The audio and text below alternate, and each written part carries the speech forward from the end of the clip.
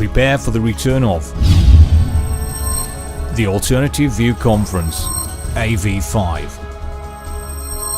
Humanity versus Insanity, a conference that will make a difference. Featuring the most challenging and thought-provoking speakers from across the globe.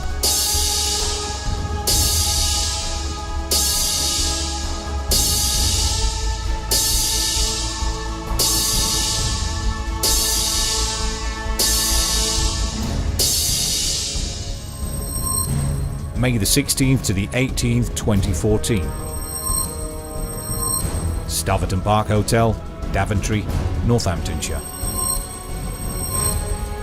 AV5, the Alternative View.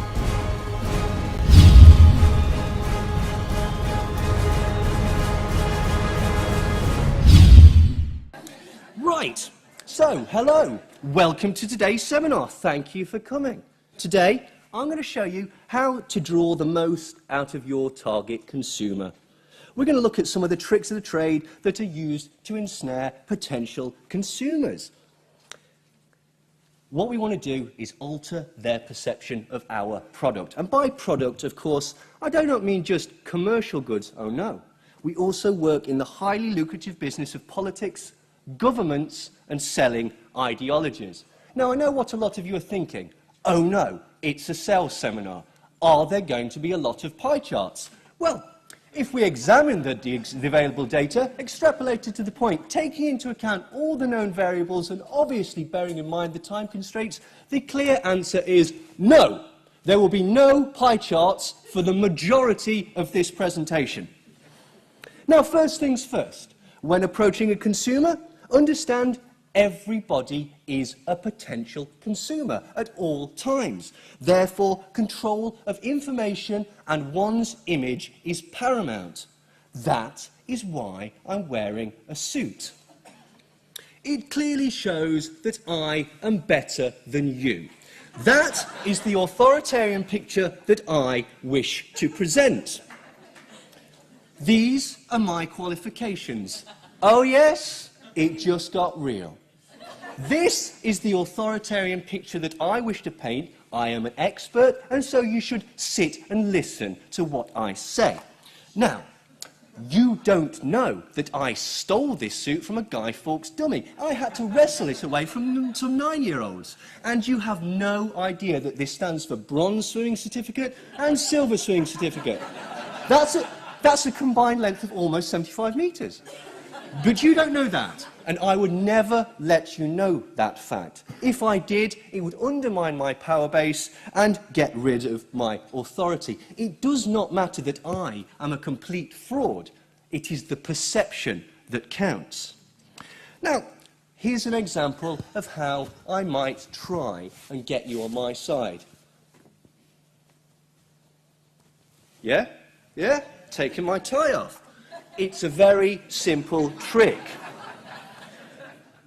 It's what politicians do when they wish to appear human, and it goes a long way to disguising the contempt that you have for the audience. It's what politicians call engaging with the scum.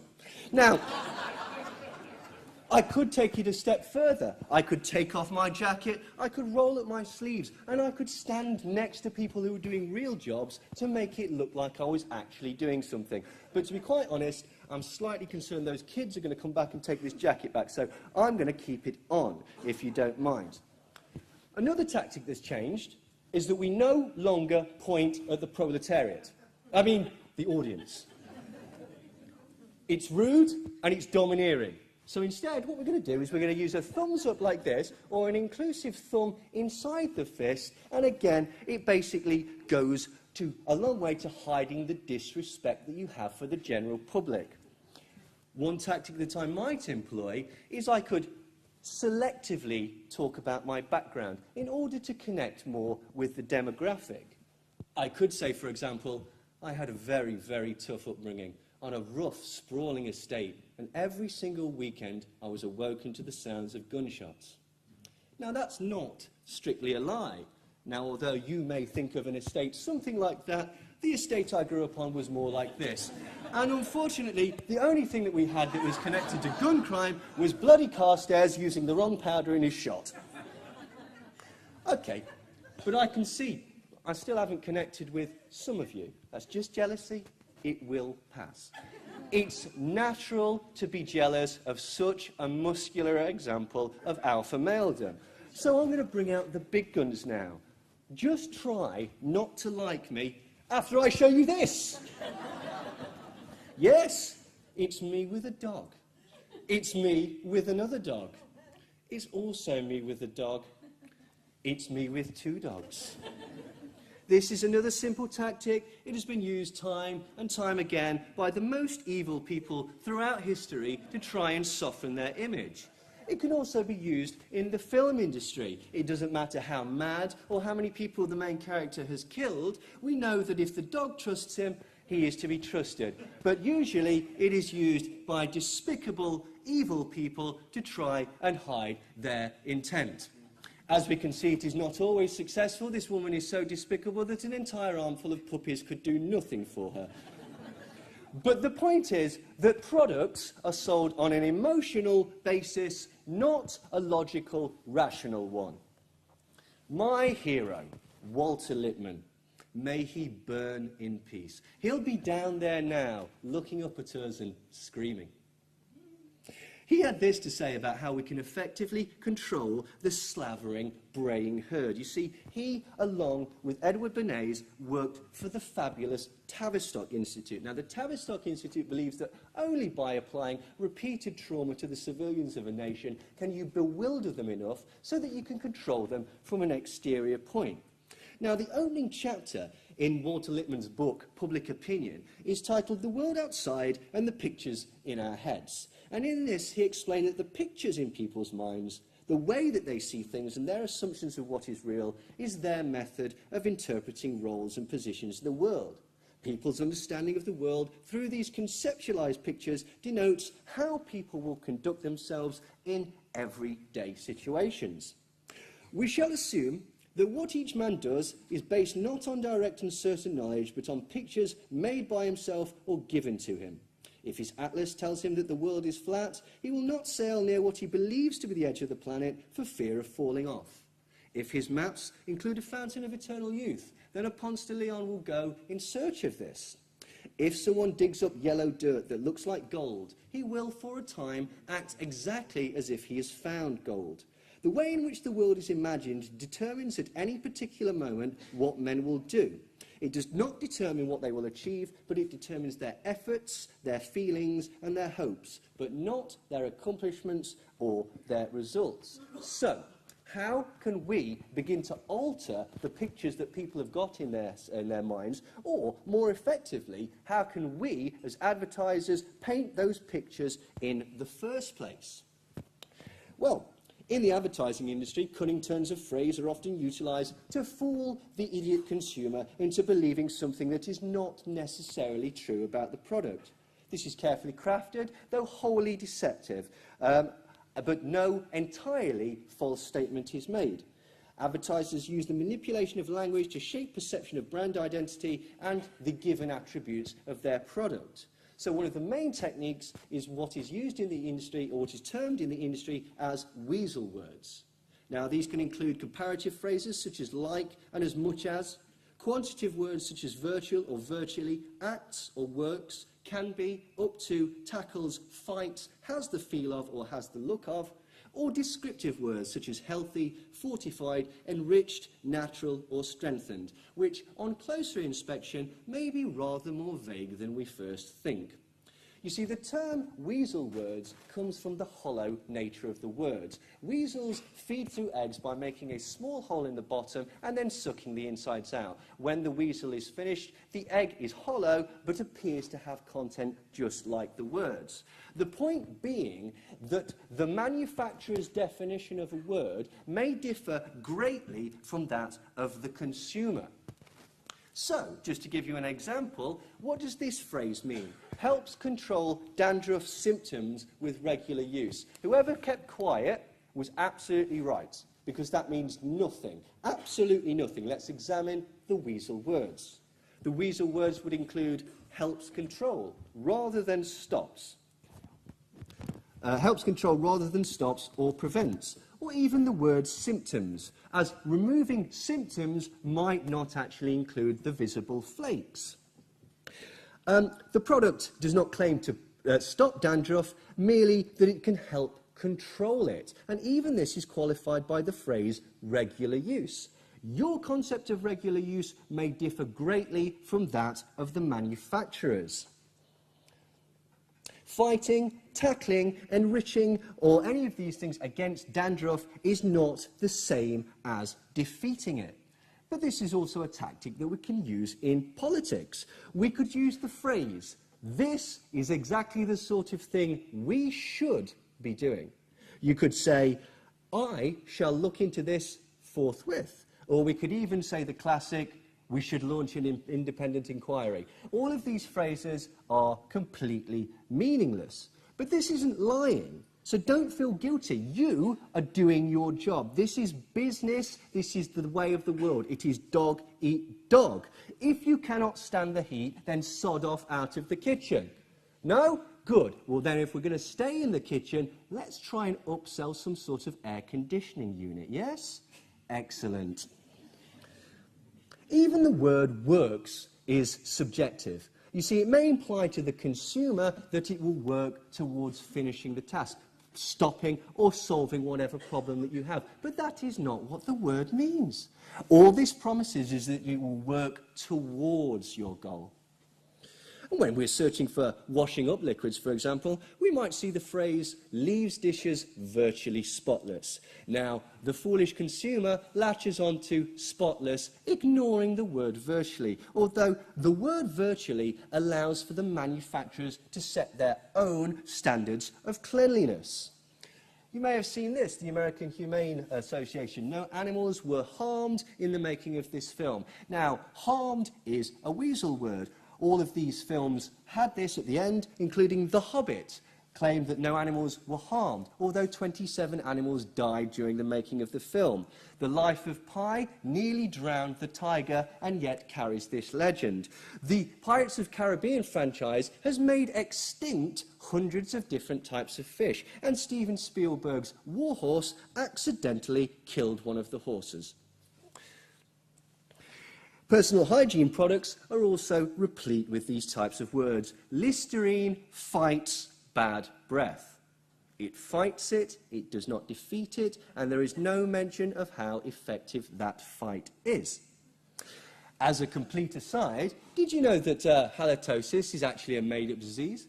It was invented by the manufacturers of Listerine and promoted as being the primary source of bad breath. Listerine, which was prior to that a floor-cleaning liquid, was promoted as the only medical cure for this new condition. This is pure genius, and if they were not rivals, I would applaud their deviousness.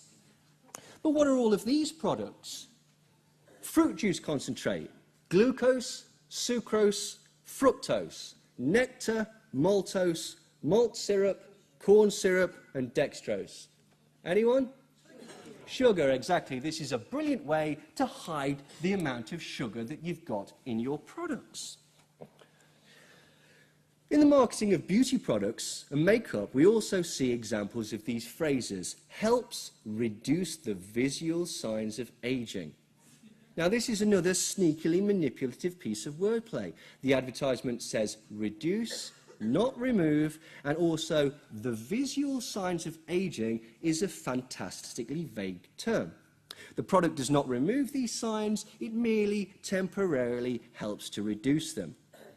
Often, makeup is presented as having an appearance similar to chocolate or some sort of confectionery. Sometimes the makeup is scooped, poured, or presented in bowls so that it appears to resemble some sort of pudding. Pet food also is presented to look appealing to humans, or as appealing as it can be. Now, why do this? Because this is bizarre. This is purely to present a positive image in the mind of the consumer. It doesn't matter if the positive qualities are, in essence, not real, they are presented as if they are. And remember, the thing to take away from today is that products are sold on an emotional content, not a logical, rational way.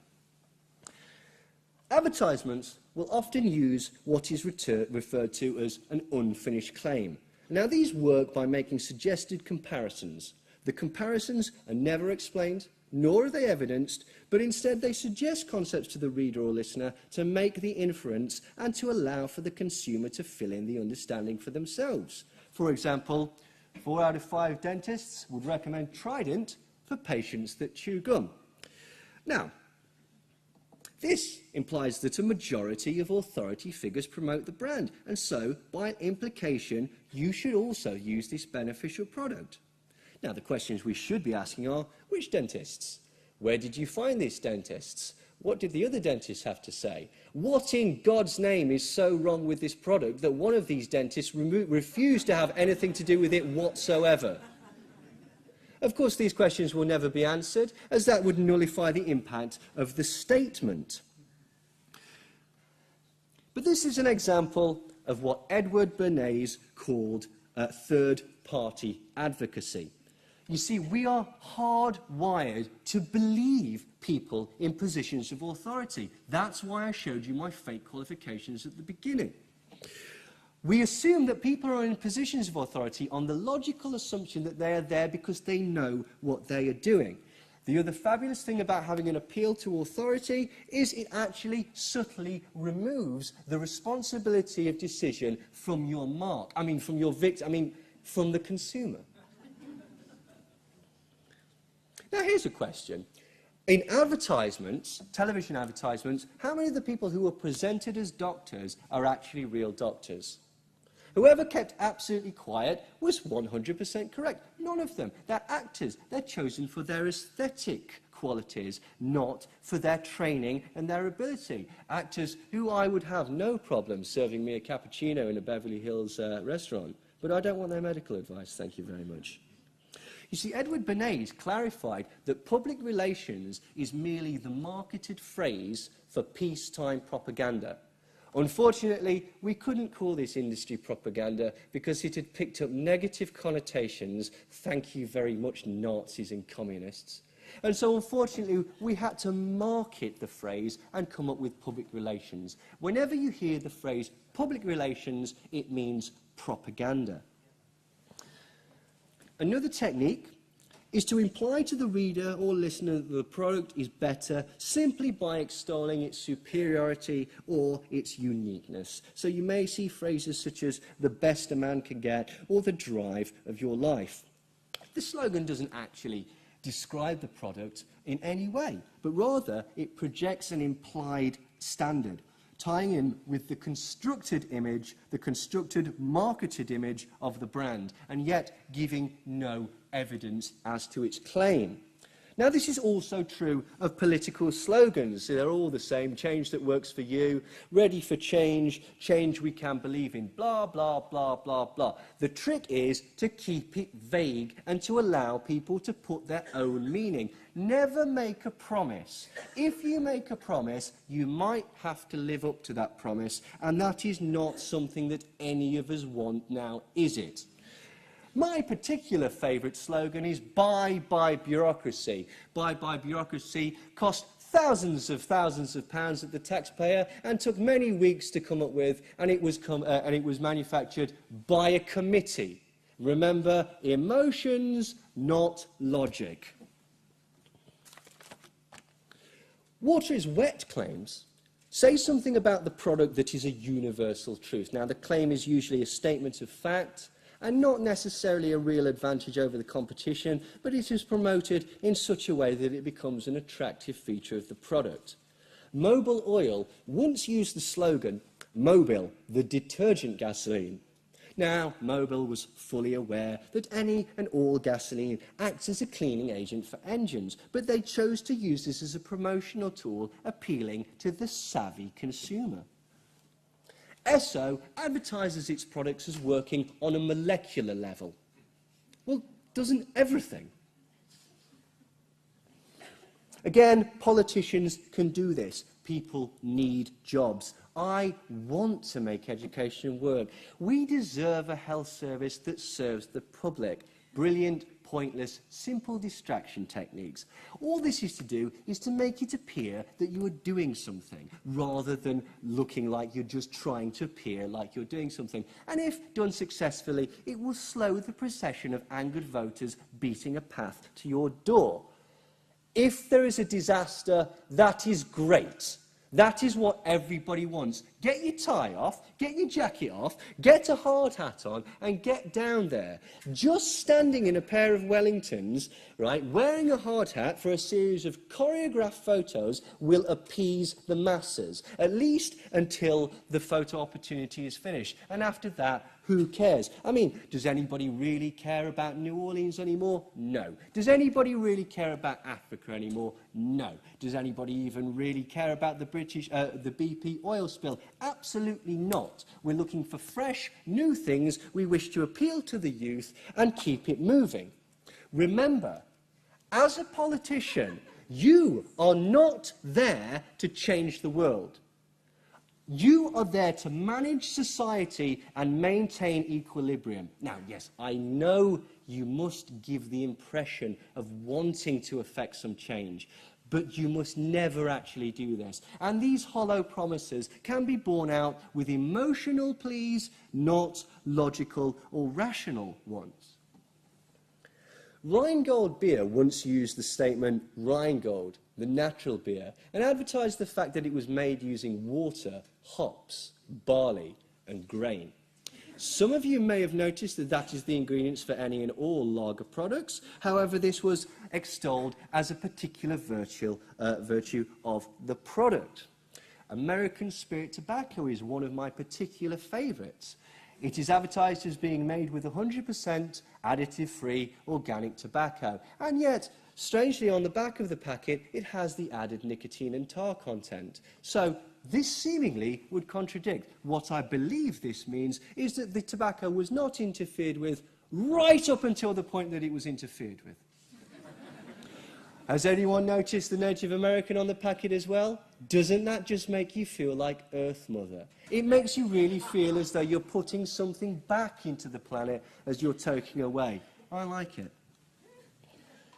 See, advertisements will frequently focus solely on the fact that products contain natural ingredients. Not only will the component ingredients be shown in their gleaming natural form like in Heinz adverts, but often the advertisement will be shown outside or in a countryside setting, highlighting the product's connection to nature. Now, the misnomer is that none of these products actually arrive at the hands of the consumer in a natural state. Ketchup, for example, is rarely found in nature.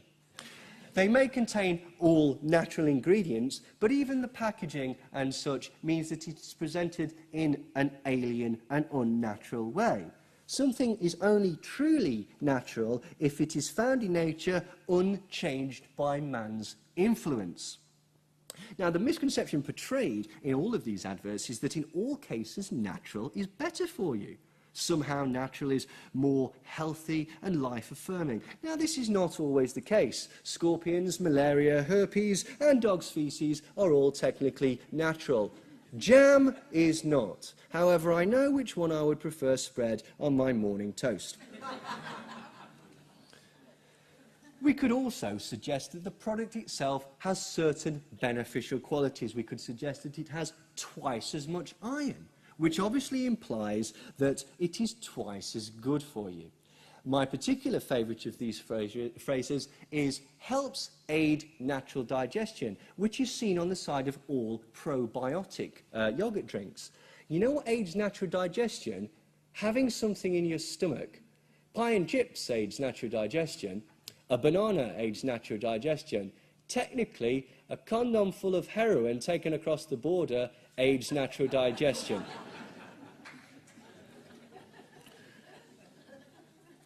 Advertisers will also use what is termed a vague claim. Vague claims use colourful, emotive phrases which are ultimately meaningless, as well as the use of subjective opinions that can never be objectively measured. And this is often used, for example, in the production of makeup. You could say something like, "Your lips have never looked so luscious, madam." Or you could say something along the lines of, Your eyes have never looked so seductive, sir. Now, these statements could neither be proved or disproved and are also highly subjective. The definition of seductive or luscious is also highly personal. Of course, in both of these cases, I was telling the truth. See, advertisers could also use science and statistics, or lies, damned lies and statistics to impress their case. This kind of advertisement evidences its claims using scientific proof. Cleaning products are a good example. The advertisements often show the cleaning prowess of their products, often with very specific numbers and using some sort of impressive mystery-sounding ingredient. Think about any shampoo. There's stuff like hexatane complex, Pro-V, Nutrillium, all of these made-up things. In makeup you have elasticin and various bits and bobs like that. Bifidus regularis, which is obviously the thing that aids natural digestion. The phrase dermatologically tested simply means that the product has been tested on skin. It gives no mention of the results. Hydrochloric acid has been tested on skin. Although, ladies, I think you'll find that the results are not quite what you are looking for.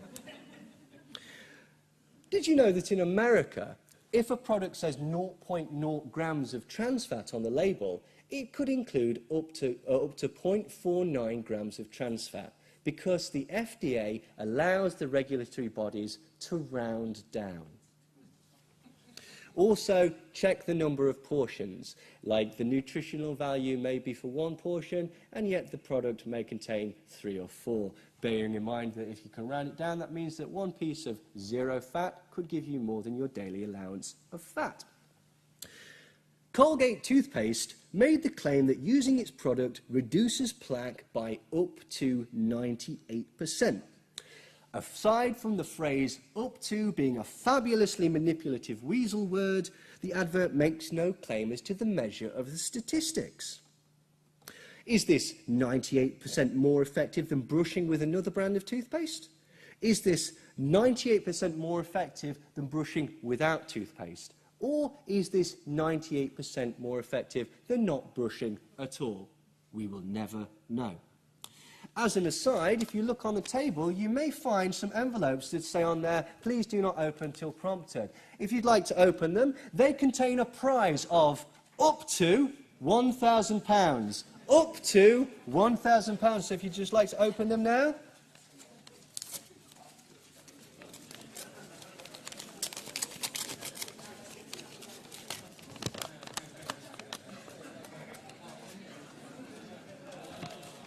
A prize of up to £1,000. Please, don't spend it all at once. You see, statistics in advertisements will use what is known as spurious rigour. Now, this means using seemingly incredibly accurate measurements in their claims. For example, a product may kill 99.9% of germs, reduce the signs of ageing by 14%, or have an 83% improvement in the dark circles under your eyes. Now, the implication made by the advertisers is that if the percentages are so precise, then it stands to reason that the experiments and research done by the company must have been very accurate and, above all, scientific. Kellogg's ran a series of advertisements in the early 2000s that claimed children who ate cornflakes for breakfast were 9% more alert during the day. How they came to this measurement, I do not know. When I worked in advertising, all the measurements we did were tests involving poison darts. Whether Kellogg's did the same thing, I cannot be sure. Their website also says that eating cornflakes will make children 17% less emotionally distressed. Again, we can only wonder how they reached this percentage. I think poison darts. Again, politicians can use this all the time. They can fling around large numbers to condemn whichever group we're wanting to condemn that particular week. Immigrants, the obese, smokers, who are all gold mine potential markets, by the way. But this is always a meaningless blame game of distraction. The important point is to control the information. You can talk about benefits, yes, but never talk about expenses. This will never really get exposed anyway, as nobody wants to get to upset the apple cart. Mention immigration, yes. never mention the ongoing wars that have caused this influx, or the globalisation, and never, ever, ever discuss their legality. Hold up some dictators, like in the United Arab Emirates, or in Saudi Arabia, or those that are illegally occupying Palestine, but chastise other bad dictators, bad boys like Assad and Gaddafi and Hussein. Well, at least do that once they have outlived their usefulness. Customers can also be flattered into making smart consumer choices. L'Oreal, for example, invites you to spend money on their products because you're worth it. So, French social psychologist and sociologist Gustave Le Bon was the author of several works in which he expounded theories of herd behaviour and crowd psychology and how these events can be manipulated in order to impose control of the masses. Now, he suggested that when people come together in crowds, they start to identify with the group at large instead of as an individual, and the opinions of the crowd become the opinions of each person, like mass hypnosis. De-individuation refers to the psychological phenomenon of a person losing their inhibitions because they are no longer identifiable as an individual. The concept of de-individuation has been used to explain why people who are usually placid and conformist can become violent during riots and seemingly give in to the overwhelming mentality of the mob. According to de-individuation theory, the psychological state is aroused when individuals join crowds and literally become absorbed by them. The state is characterized by diminished awareness of the sense of self and the concept of individuality, and this in turn reduces an individual's self-restraint and normal regulation of behavior. Being part of a large, powerful group means that individuals within it feel as if they can get away with actions that would normally be considered antisocial. They literally have the support of the group behind them. And this is what we wish to induce with brand identity. We want to get people involved and emotionally attached to the brand. So how do we do this? Well, the oldest trick in the book is to use celebrity endorsements. It doesn't matter how wretched the celebrity is. We're not stupid enough to buy something just because the celebrity says that they like it. However, we do remember the pitch and often the products. And if we happen to agree with that person's political, dietary, philosophical, or stylistic stance, then we are more likely to be actually swayed into buying the product. And this is because we have what is termed with celebrities a parasocial relationship. Our relationship with celebrities is based on what we believe we know about them through the influence of the media, despite the fact that we know, deep down, this could never fully represent the celebrity. This is absolutely the same as the way people have relationships in fundamentalist religion with God. Now, this is despite the fact we've never met, and the idea of the celebrity is a marketed construct. Therefore, we process these celebrity-endorsed products on an emotional level rather than a logical, rational one. Now, there is a psychological explanation to this, and it also explains why people are obsessed with gossip and celebrity. You see, in our tribe, the celebrities are the successful ones, the alpha males, if you will. If I stare at somebody that is successful, I can start to notice the traits of the successful, and I can start to incorporate that into my life, and then my chance of survival increases. In experiments, chimpanzees will actually go without food in exchange for staring at a picture of the alpha male of the tribe, foregoing sustenance for the far more valuable societal information. And this, again, is also done in politics. By attaching yourself to a celebrity, you can basically ride on their coattails. Some people do it particularly well. Some people look like they're being mugged. Some people do it incredibly well. And some people have embarrassing turn of events when the guitarist from their favourite band tells them that they are no longer allowed to listen to that band. But even the adoration of celebrities is stoked to encourage others to join in with this mob mentality. Famously, Brian Epstein paid girls to scream at the Beatles. George Evans, who was the manager of Frank Sinatra, also paid girls to scream and faint in front of Old Blue Eyes. Tom Cruise, when he was promoting the fourth Mission Impossible film was met at the airport in India by an enormous crowd of adoring fans. Now, later these people were actually interviewed, and it transpired they were a troupe of actors that have been hired to play a crowd. They had no idea who Tom Cruise was, nor what he was there to promote. The point was to give the impression of organic popularity for Tom Cruise. Remember, emotions, not logic. You see, people live vicariously through celebrities, and often the idea of a celebrity is carefully constructed and marketed, very different to the real person. Just to give you an example, Rock Hudson, Montgomery Clift, Laurence Olivier, Raymond Burr, Joan Crawford, Katharine Hepburn and Cary Grant were all promoted as heterosexual icons and yet were privately homosexual. If rumours are true, so were Peter Falk, James Dean and Elvis Presley. Now, recently, Trudy Styler, the husband of awful singer Sting, has revealed that his legendary reputation as a tantric sex god is actually a lie. It was a joke that was told by Bob Geldof at a press conference many, many years ago. He said, "Oh, I'm no good in bed, but Sting here, he can last for hours." Now, Sting is flattered that the story stuck, but he had to admit that it was a complete and total fabrication. Douglas Atkin was a brand manager at Procter & Gamble, and he spoke about how brand managers have a different kind of responsibility nowadays. Their job now is not only to design the package and to make sure that the copy is good, but it is to create and to maintain a meaning system for people through which they get their identity and their understanding of the world.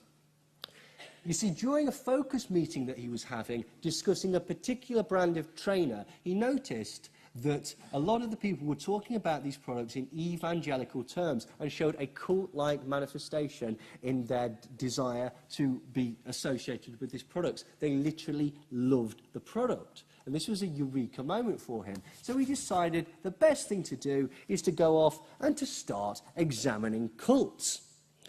And he decided that people, whether they're joining a cult or joining a brand, they do so for exactly the same reasons. They need to belong and they need to make meaning. And we need to figure out what the world is all about, and then we need the company of others.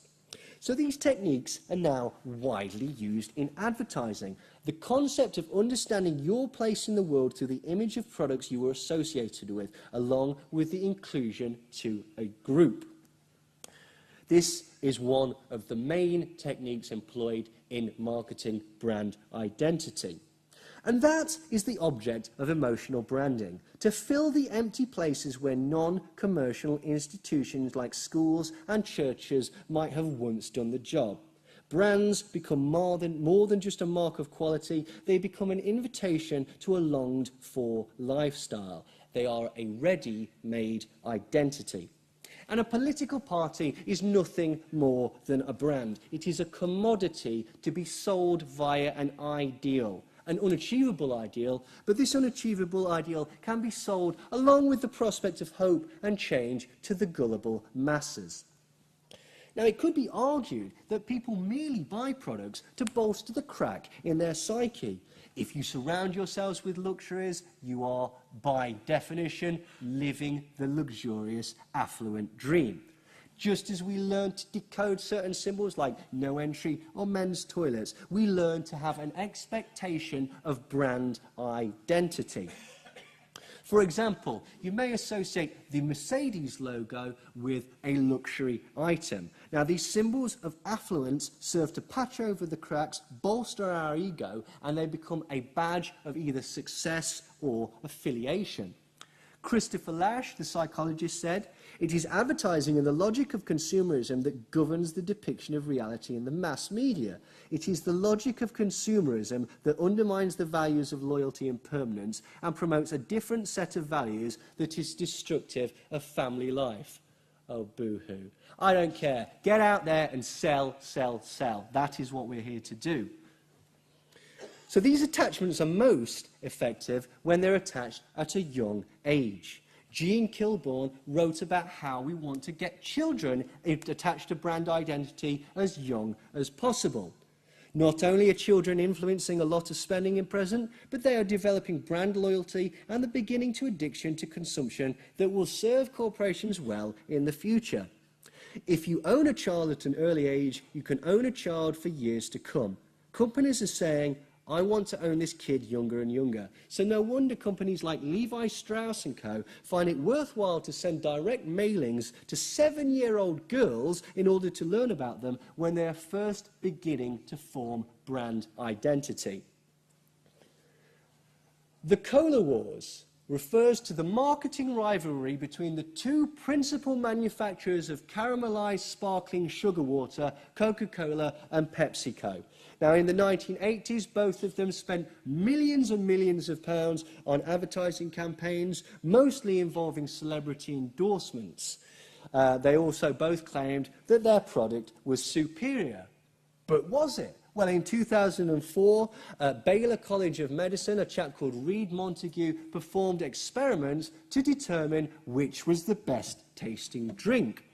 In his experiment, Montague performed dozens of double-blind tests on both products to determine which flavour was the more popular, noting beforehand the original preference of the test subject.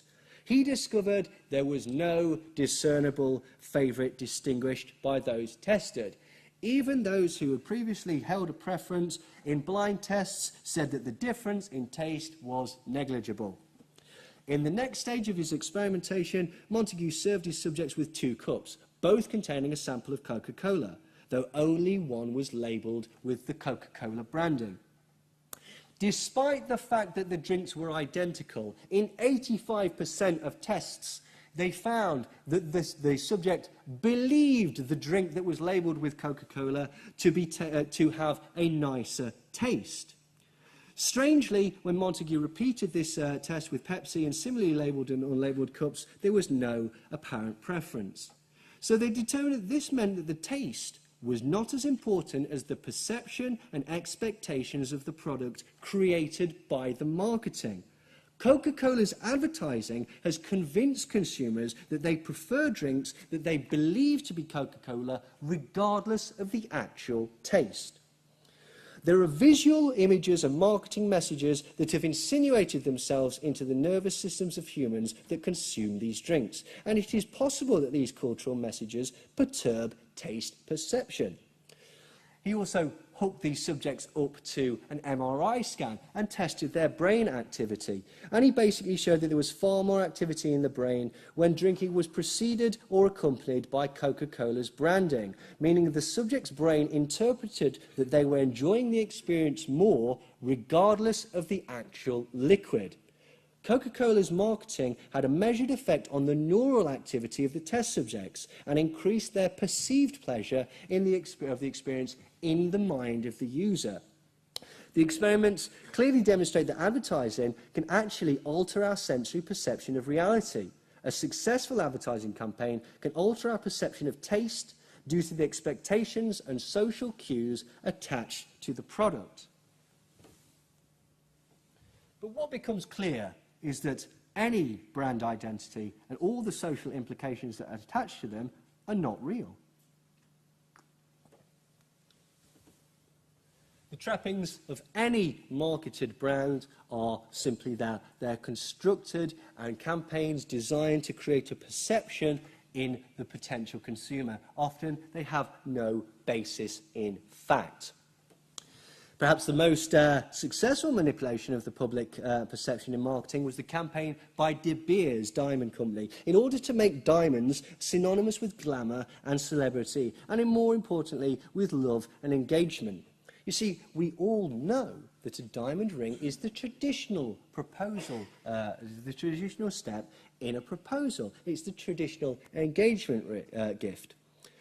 Unfortunately, this is not true. It is a construct that came about in the 1940s, and diamonds have been positioned in our conscious to fill a specific designated role. You see, diamonds themselves are not actually rare. They're certainly not rare in an economic sense, as supply vastly outweighs demand. De Beers creates and maintains artificial scarcity by stockpiling diamonds. However, Even the chairman and CEO of De Beers, Nicky Oppenheimer, has admitted on record that diamonds are worthless. They are intrinsically worthless except for the deep psychological need that they fill.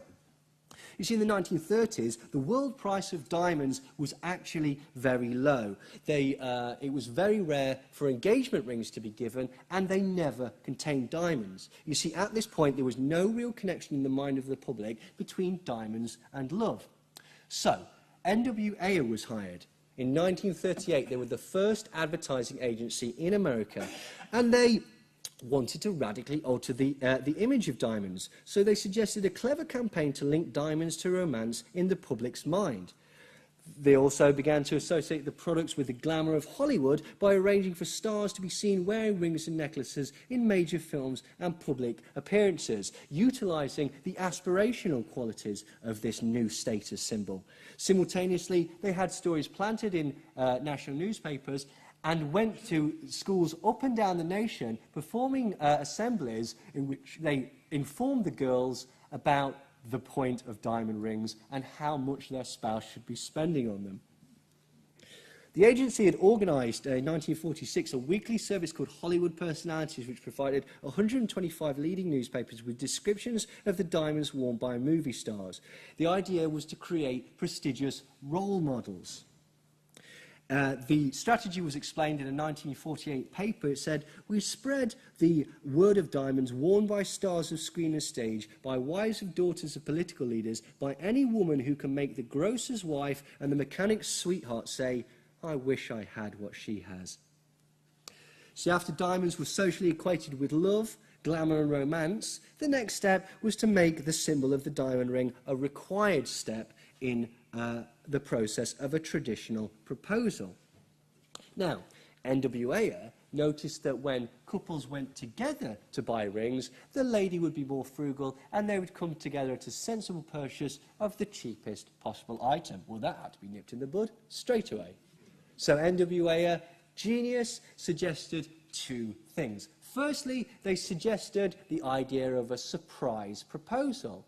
The man is supposed to surprise his spouse at a suitably romantic setting.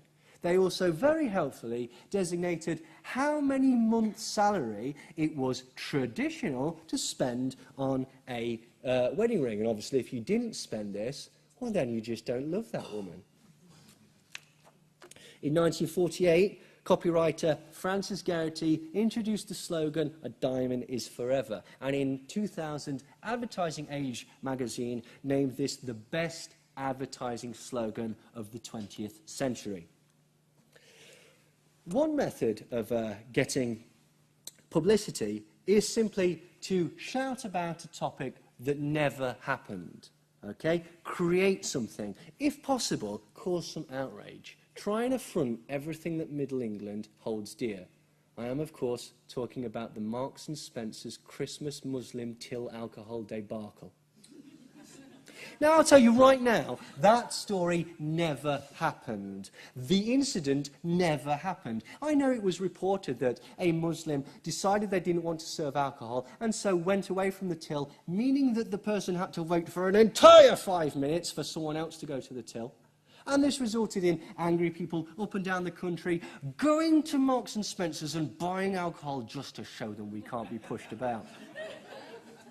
You see, this is an example of what is called "there's no such thing as bad publicity," particularly if your television advert has been beaten by both Morrison's and John Lewis. You could invent a story with no attributable quotes, no witnesses, and you could pump this through the media so that the name of your supermarket is mentioned 20 times a day. Stories like this can also be used in politics. I'm sure people are aware of the fabulous gladiatorial interview between Sir David Frost and former President Richard Nixon, in which, using skillful techniques, he managed to wheedle out a confession of wrongdoing concerning the Watergate burglary. Unfortunately, this rings rather more hollow when you realise that the entire incident was scripted by the presidential office and was part of the White House's propaganda campaign to garner sympathy with the president by making him look pathetic. Even the famous expose of the Watergate scandal itself by journalists Woodward and Bernstein or Robert Redford well, actually, it was Dustin Hoffman and Robert Redford, is tinged with the spectre of perception management, as it would appear that Bob Woodward was a CIA agent used to move Carl Bernstein away from the truth. Rather than an expose, the famous Watergate scandal was allegedly manoeuvred to make the public believe that they were rooting out corruption, when in fact the shocking revelations of surveillance were a smokescreen to hide a sustained campaign of assassinations of left-wing journalists, activists, and even members of the right wing who were seen as a threat to the Nixon presidency. In 2003, the UK's Sun newspaper launched a campaign against asylum seekers in Britain. Now, this ran with a series of sensationalist headlines such as "Halt the asylum tide now," "The biggest crisis facing the UK today," and "Our heritage is crumbling." The campaign was, on the face of it, very, very critical of the then Labour government. The culmination of the Sun's campaign was an interview with former Home Secretary David Blunkett, in which he was forced to admit that, well, the Sun's right. I can't argue with the Sun on this particular policy. The newspaper had seemingly taken up a cause that was pressing in the minds of the public and forced the reluctant government into action.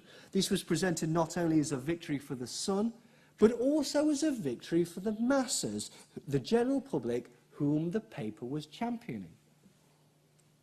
Now, unfortunately, political journalist Peter Oborne managed to get hold of a copy of what is known as the Downing Street Grid. The Downing Street Grid is a month-by-month calendar of media incidents that pertain to Downing Street and Number 10.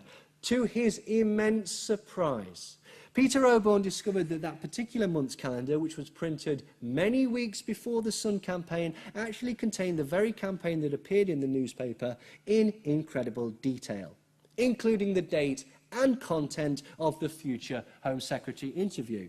The grid also detailed how the government would react to the Sun's campaign in public.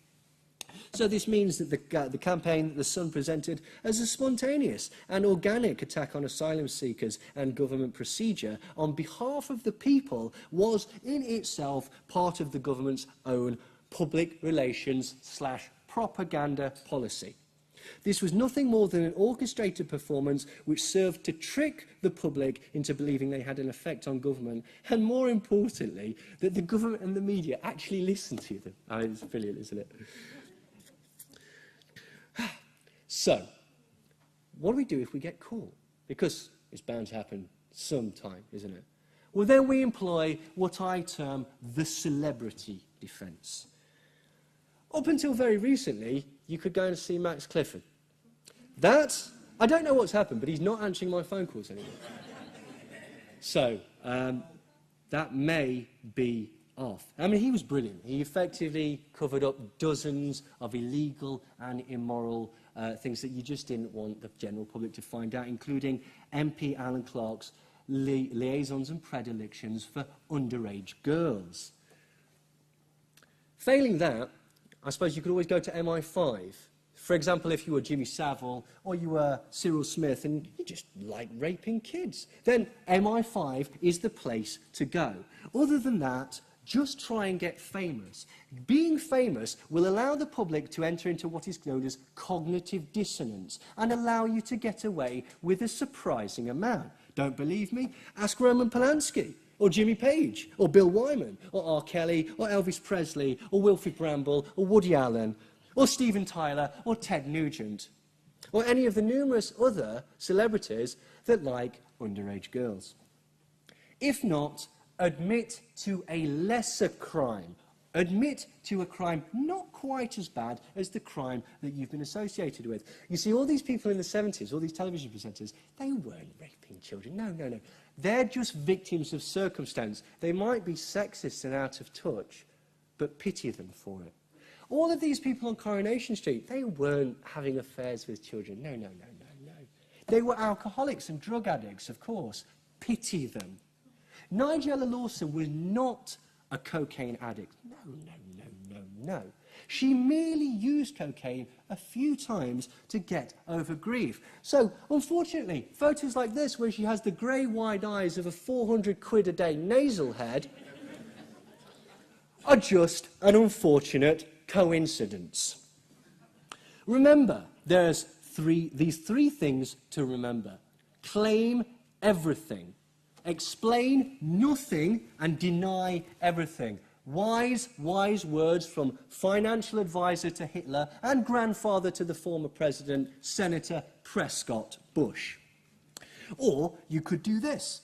You could spread false defeat to gain public sympathy, or false accusations, and then arrange for it to be exposed as such, so that the accuser will be forever treated with suspicion. This has also been used recently by Max Clifford. He's not a rapist, he has a tiny penis, pity him. That last quote, by the way, again, from another fabulous manipulator, someone who will be down there looking up at us right now, the completely exonerated Lord McAlpine. Did you not believe that he was not guilty? The best example of recent times was the NatWest 3, or the Enron 3, as they were sometimes called. What these were people that worked on the board for Enron. When the engineered collapse of that particular company took place, they ran away and laundered and stole millions and millions of pounds of normal people's money, shareholder money. They stole it. They were guilty as hell. But rather than particularly approached their lawyers, they approached a PR firm, and the PR firm fed a series of lies through the media, which were bizarrely never questioned. These lies were in order to garner sympathy.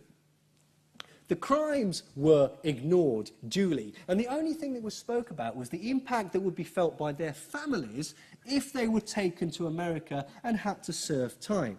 You see, the bone of contention was that they were English, but the crime was in America, and so they had to be extradited. Now, rather than the proper procedure that this was shown throughout the media as a despicable piece of international bullying. Lies were told that they would basically be interned in Guantanamo Bay, be shackled from head to foot, and that they would receive a sentence of hundreds and hundreds of years. This was all not true. But it managed to convince the public and several MPs to sign petitions and to make appeals to the American consulate on behalf of what is essentially a bunch of rich, thieving scumbags. Always hire a PR firm.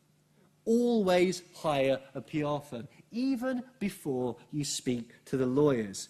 If you are the star of an ITV show set in a stately home that likes visiting prostitutes and having things put up his rear end, then get a super injunction. If you're a heroin-addicted rock star whose bodyguard has murdered someone by throwing them out of a building and the CCTV shows you stepping over the corpse and running away, hire a PR firm.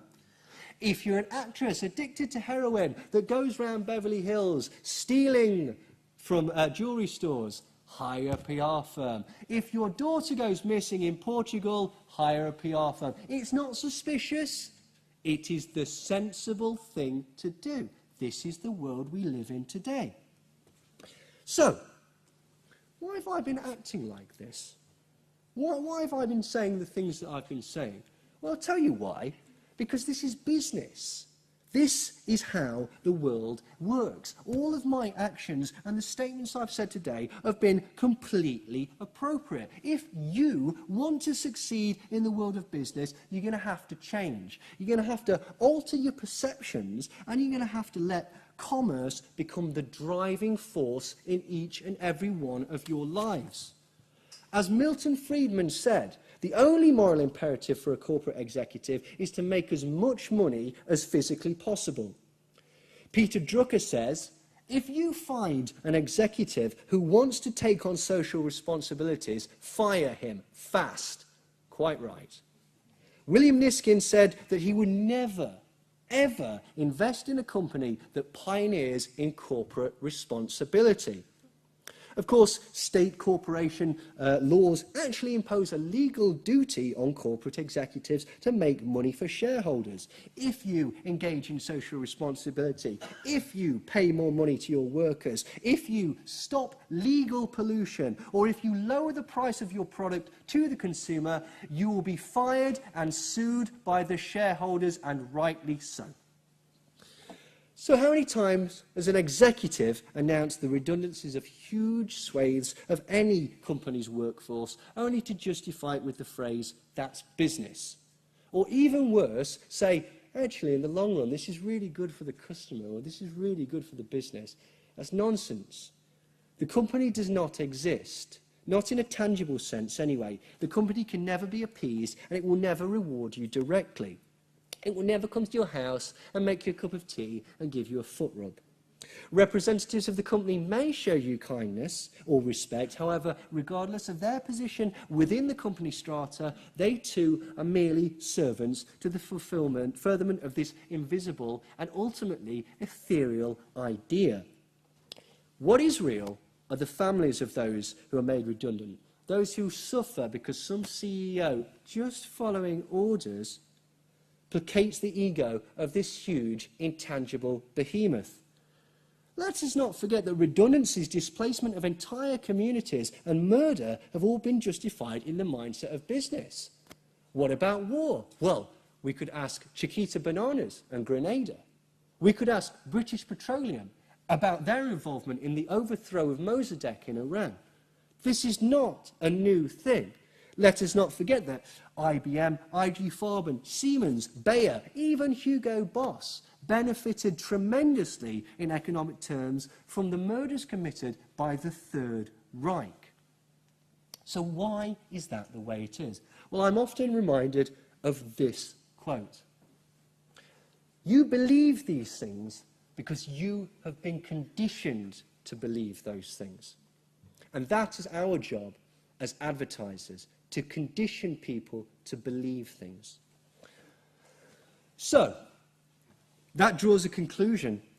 And I'd just like to say that absolutely no animals were harmed in the making of this seminar, though several of them were cynically employed to try and make me look better.